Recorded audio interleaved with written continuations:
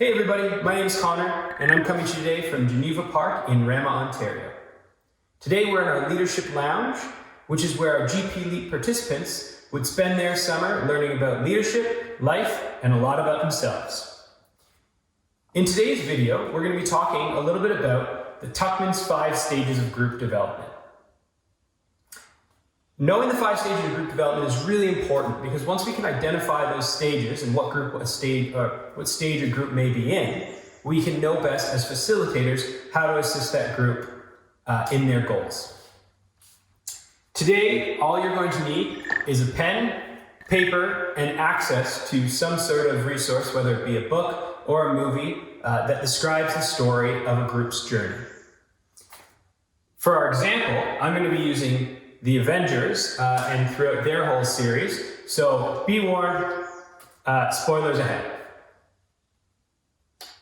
Before we get started, I would like to just take a quick minute to recite our land acknowledgement as we here at Geneva Park are on traditional First Nations lands. We acknowledge that we are on the traditional territory of the Anishinaabe people, the Chippewas of Rama First Nation, and thank them for allowing us to work, live, and play in this place. Now, I thought it might be a good idea, before we get started, to start ourselves off with a little bit of a riddle to get the juices flowing. Today, we're going to look at the 5 stages of group development. Before we get started, I'd like you to grab your paper and pen, and I want you to draw out a chart or a T-table with 5 columns and 5 rows. I'll give you a minute to do that now.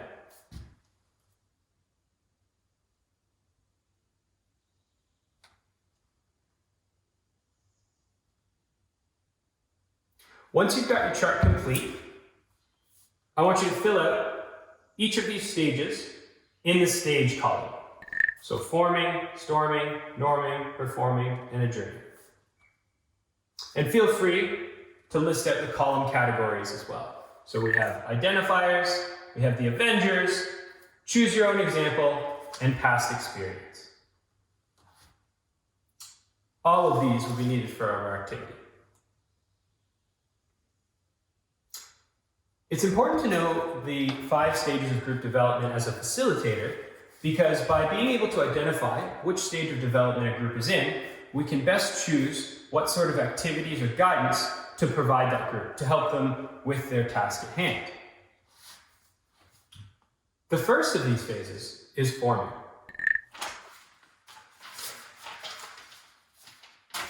As you can see here, there are some identifiers that show that a group is in the forming stage. Things like there's not much agreement between the group, an unclear purpose for the group, and it needs lots of guidance and direction. Don't feel like you have to take all of these notes down, but if there's anything that sparks your interest and helps you identify when a group is in a certain phase, feel free to write it down in your chart. So if we want to look at the forming stage, and we want to take it as an example in the Avengers story arc, we really want to look at Avengers 1 and 2. In these 2 movies, we see that the group is really starting to take shape. They're starting to come together and come into their own. However, in both of these movies, they have a hard time working as a group. Rather, they're working with combined individual efforts, which is very apparent in the pinnacle fight scene in Avengers 1, where all of them have split up and they're dealing with their own problems in their own way throughout the battle. So there wasn't as much group think or group action as opposed to them all trying to deal with it in their own way separately. They need heavy guidance from Nick Fury, who you see in the first movie most heavily, and then as the series progresses, kind of his role tapers back, because as the group progresses through these stages, we don't necessarily need that outside guidance as much. Lastly, their purpose in these 2 movies is very largely reactive rather than proactive. They don't know why they exist. They don't know why they're there. However, they are reacting to things that have, in the movie, come to Earth and are attacking Earth. So all of these things show us that the Avengers in Avengers 1 and 2 are in the forming stage. As we progress through the Marvel timeline, we start to see the Avengers enter the storming stage.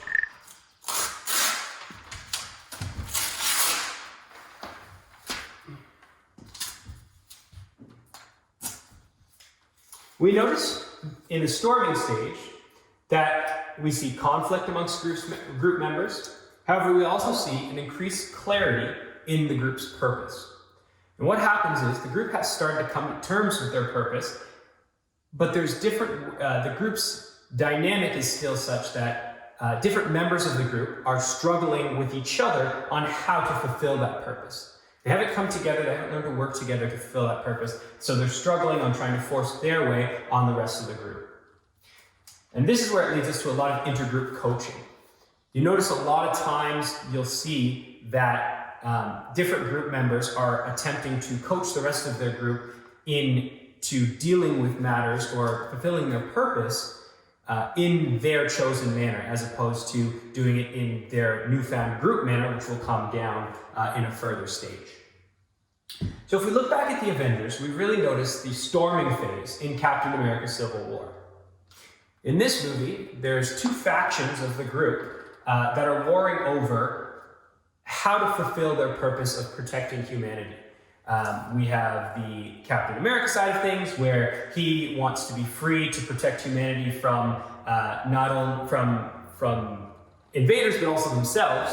While you have the Iron Man or Tony Stark side of things, where he would like to be controlled by the government to prevent any kind of loss of life, like we see in Avengers 2. As they start to work through this stage, their purpose becomes a lot clearer, the protection of humanity. We see that in both sides, that the importance is to protect humanity from the enemies that have come up in the first two movies. There's also a battle for control between Tony and Steve, or Iron Man and Captain America. We notice this more so after the airport scene, when the two of them are fighting over who's going to be in control of the group when the dust settles. And it actually ends with the two of them separating with their respective halves of the group. And as we can see here, the group attempts to offer coaching and suggest direction. So that's where the whole movie kind of takes place, is Tony's suggestion, trying to coach them into allowing themselves to be government controlled, versus we see Captain America doesn't want that, and that's not his way about things. And so he has decided that he wants to go about things differently. And so they're trying to coach the rest of the group and each other on how to deal with their purpose, their group's purpose. Progressing from here, we enter the norming phase. Some identifiers of the norming phase is that we see a lot of more agreement and consensus. So no longer is it everyone trying to push their opinion onto the rest of the group, but they're starting to work together cohesively as a group a lot better. Their roles and responsibilities become more clearly defined. That allows the group to try and work together and know what each of them can and will contribute to that group. And lastly, we see a lot of facilitation in groups amongst this stage. If we look at the Avengers in the movie Infinity War, we see that the group once again joins forces after their pretty disastrous storming phase. They once again join forces. They're better able to divide and conquer. In that movie, you notice that there's quite a few storylines going on all around, both on Earth and in space. But the group is able to divide and conquer those tasks because they've defined their roles within the context of the group. They're better able to define those tasks, and once those tasks and roles are defined, they are able to contribute to that common goal, which in their case is to the protection of humanity.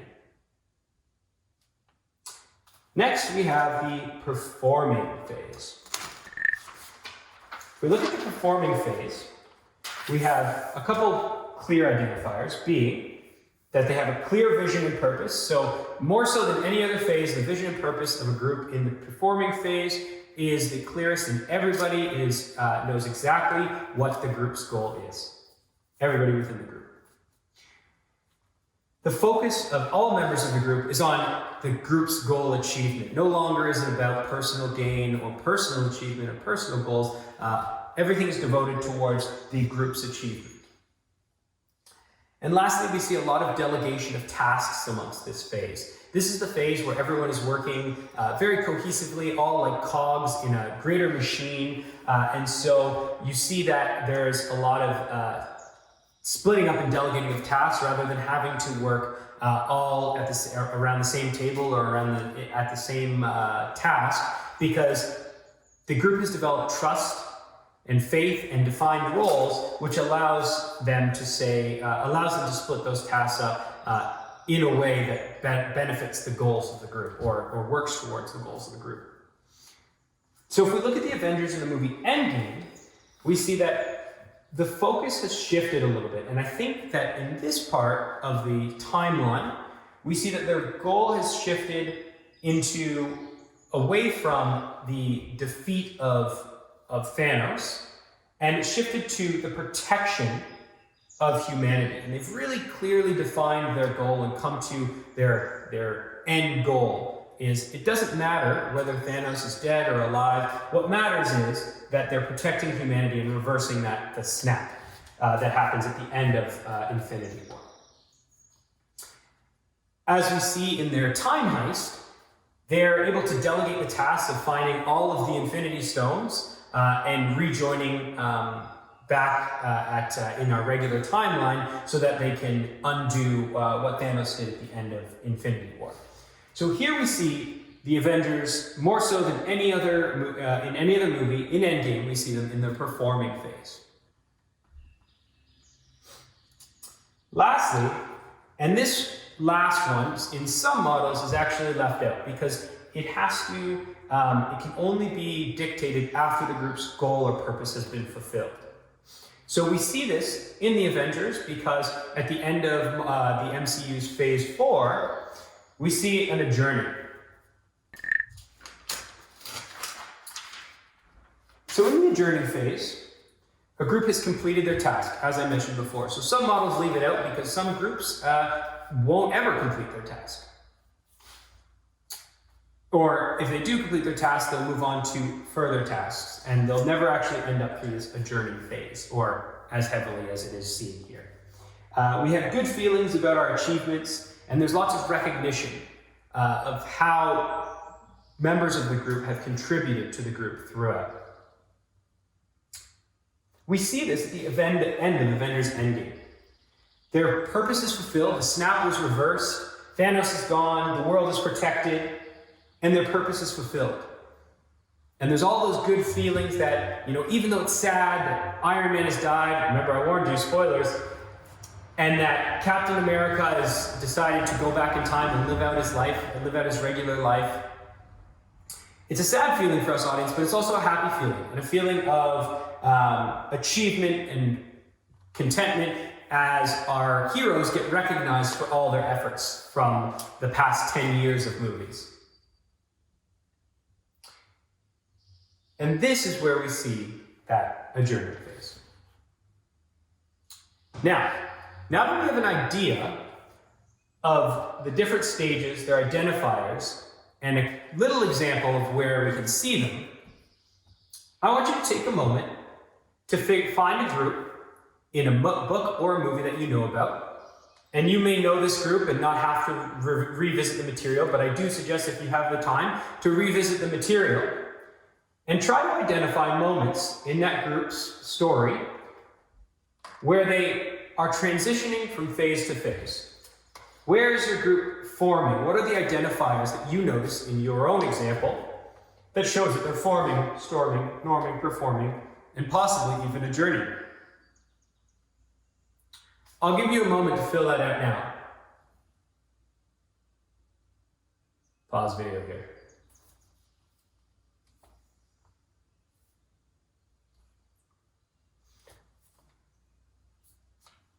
After you've filled out your own example, I want you to compare them to the identifiers that we listed out in the Avengers movies. Are they similar? Do we notice a clear evolution between forming, storming, norming, performing, and adjourning? Do we see the group become more cohesive as it progresses through the unit? Do we see the group start to delegate tasks and trust one another more with those tasks? Do we see the transition from self-think into groupthink? Do we see the group become clearer on their purpose and goals? Thinking about your own example, I want you to go one step further with it. I want you to go into the final column, and I want you to write about a group that you have been a part of. Could be a team, could be a class, could be a group project, anything that you have participated in as a group with a goal. And I want you to mark for me, I want you to mark what are some identifiers in that group that showed you were in the forming stage, storming stage, norming stage, performing, and adjourning. These could be in the form of stories that identify those to you. These could be in the form of habits that were formed during those phases, or anything that made it clear to you what phase your group may have been in.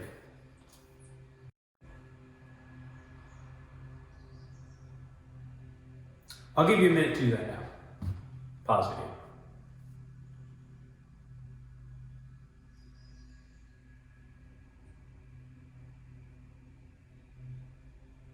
Welcome back. How'd you do?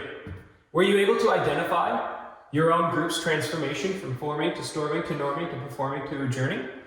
Being able to identify which of the 5 phases a group is in is very important as a facilitator because it helps us offer the best support that we can. That's all the time we have for today, folks. If you would like to earn a badge towards a virtual YCamp certification, please visit our website and tell us how you did. Next week, we're going to be talking about solving group problems using an Imagineering activity. You don't want to miss that. And if you'd like to donate, please donate to your local YCamp. See you next time.